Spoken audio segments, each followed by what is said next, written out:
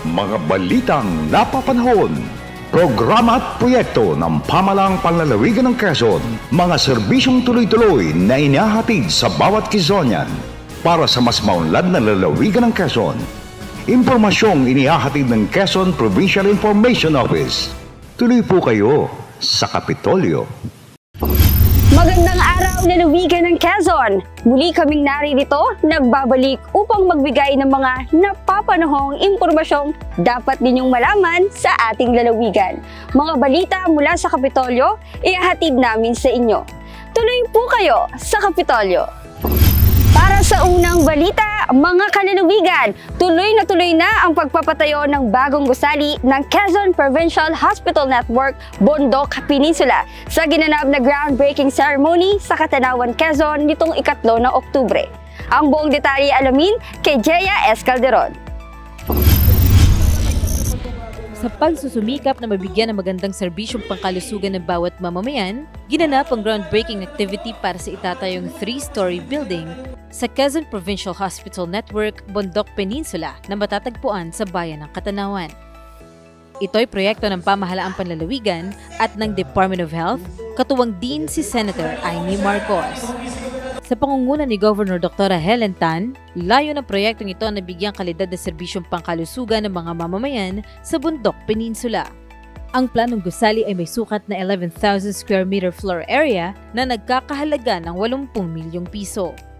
Magmumula ang budget na 30 million peso sa Health Facility Enhancement Program ng Department of Health at pamahalaang panlalawigan ng Quezon, habang ang 50 million pesos ay mula sa DPWH Quezon 3rd District Engineering Office na inisyatibo ni Senator Amy Marcos.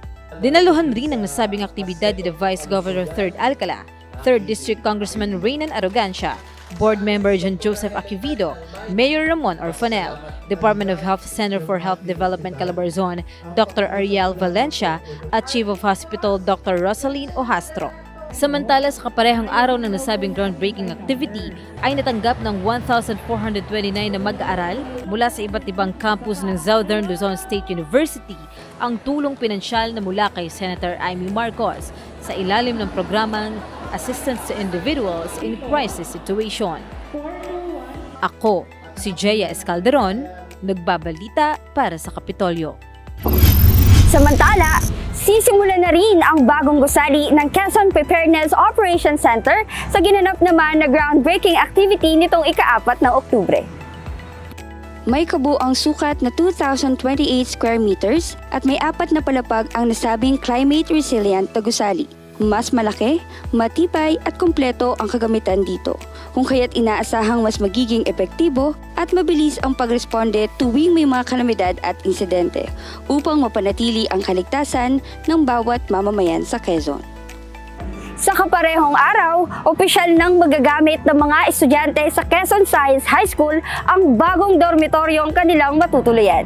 Ang ibang detalye alamin kay Dave Paride. Masayang sinalubong ng mga mag-aaral ng Quezon Science High School si Governor Dr. Helen Tan sa ginanap na blessing ng bagong dormitoryong matatagpuan sa loob ng nasabing paaralan. Ang 3 palapag na dormitoryo ay isa sa mga proyektong naisagawa sa paaralan na may sukat na 16 by 35 meters at binubuo ng 6 na silid. Inaasahan namang matutuluyan ito ng mahigit 300 at 60 estudyante. Ang priority natin dito yung mga taga Quezon na sobrang layo.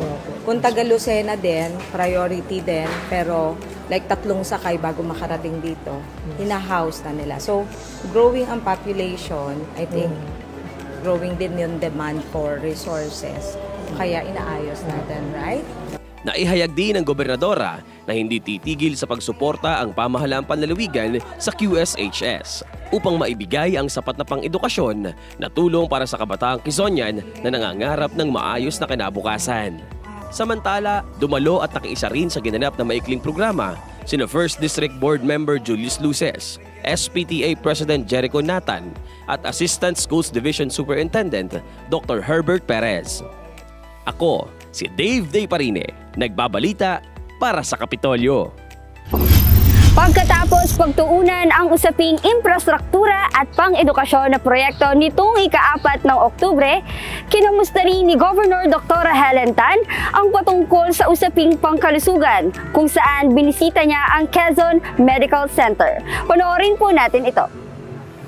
Every time na pumupunta ako dito, maraming improvement na nagaganap. So, although dire-diretso yung pagawain natin dito, but at least yun, while may construction, na-maintain nila ang cleanliness, tapos nakikita mo na yung mga posting ng yung mga messages na kailangang mabasa ng mga pumapasok dito, directions and everything. Binigyang diin naman ng gobernadora na marami pang dapat ayusin at kinakailangang gawin upang patuloy na makamtan ang dekalidad na serbisyong pangkalusugan para sa bawat mamamayang Quezonian.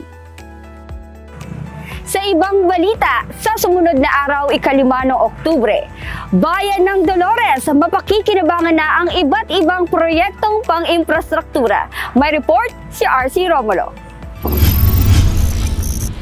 Sa tuloy-tuloy na pagsisikap na maiangat ang antas ng pamumuhay ng bawat mamamayang Quezonian, isinagawa ang blessing ng Circumferential Road at turnover ng garbage truck sa Barangay Bulakin, Dolores, Quezon.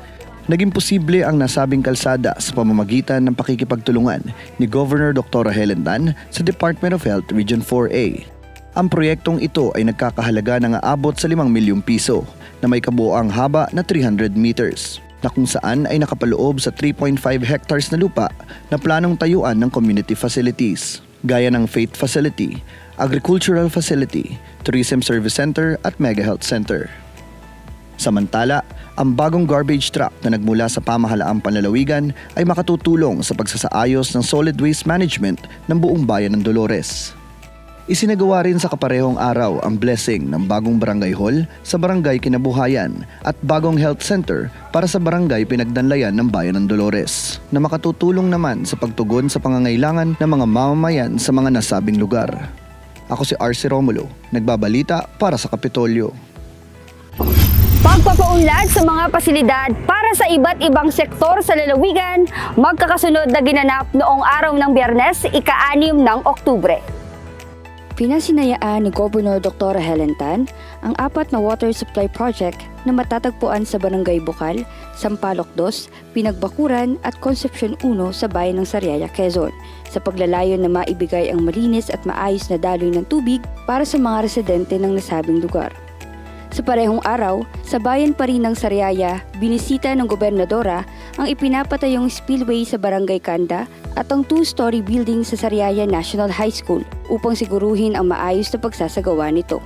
Samantala, nagtungo rin sa bayan ng Chaong si Governor Tan upang pangunahan ang blessing ng solar irrigation water pump para sa Barangay Tagbakin at ang bagong multipurpose building barangay hall sa Barangay Poblasyon 1.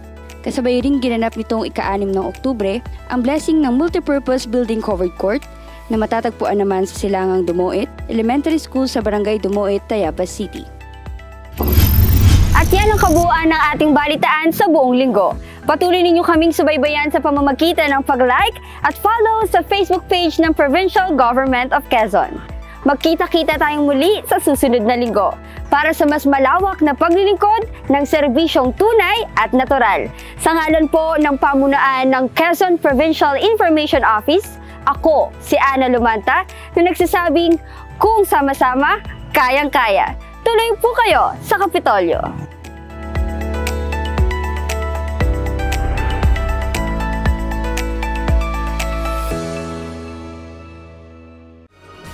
Mga balitang napapanahon, programa at proyekto ng Pamahalang Panlalawigan ng Quezon, mga serbisyong tuloy-tuloy na inihahatid sa bawat Quezonian para sa mas maunlad na lalawigan ng Quezon. Impormasyong inihahatid ng Quezon Provincial Information Office. Tuloy po kayo sa Kapitolyo.